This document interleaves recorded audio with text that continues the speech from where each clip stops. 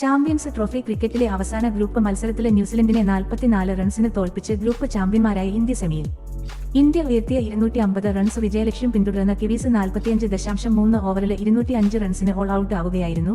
ഇതോടെ സെമിയിലെ ഗ്രൂപ്പ് ബിയിലെ രണ്ടാം സ്ഥാനക്കാരായ ഓസ്ട്രേലിയ ആകും ഇന്ത്യയുടെ എതിരാളികൾ. ചൊവ്വാഴ്ച ദുബായിലാണ് ഇന്ത്യ ഓസ്ട്രേലിയ ആദ്യ സെമി. രണ്ടാം സെമിയിലെ ലാഹോറിലെ ഗദ്ദാഫി സ്റ്റേഡിയത്തിലെ ന്യൂസിലൻഡ് ഗ്രൂപ്പ് ബിയിലെ ഒന്നാം സ്ഥാനക്കാരായ ദക്ഷിണാഫ്രിക്കയെ നേരിടും. 5 വിക്കറ്റ് വീഴ്ത്തിയ വരുണ ചക്രവർത്തിയാണ് ന്യൂസിലാൻഡിനെ എറിഞ്ഞൊതുക്കിയത്. കുൽദീപ് യാദവ് 2 വിക്കറ്റ് വീഴ്ത്തുകയും ചെയ്തു. ഹാർദിക്, അക്സർ, രവീന്ദ്ര ജഡേജ എന്നിവർ ഓരോ വിക്കറ്റ് നേടി. 120 പന്തിൽ 81 റൺസെടുത്ത കെയ്ൻ വില്യംസണാണ് ന്യൂസിലാൻഡ് നിരയിലെ ടോപ്പ് സ്കോറർ. നിശ്ചിത ഓവറിൽ 9 വിക്കറ്റ് നഷ്ടത്തിൽ 249 റൺസായിരുന്നു ഇന്ത്യ നേടിയത്. 98 പന്തിൽ 79 റൺസെടുത്ത ശ്രേയസ് അയ്യരാണ് ഇന്ത്യയുടെ top scorer. Axar Patel 42 runs കണ്ടെത്തി ശ്രേയസിന് മികച്ച പിന്തുണ നൽകി.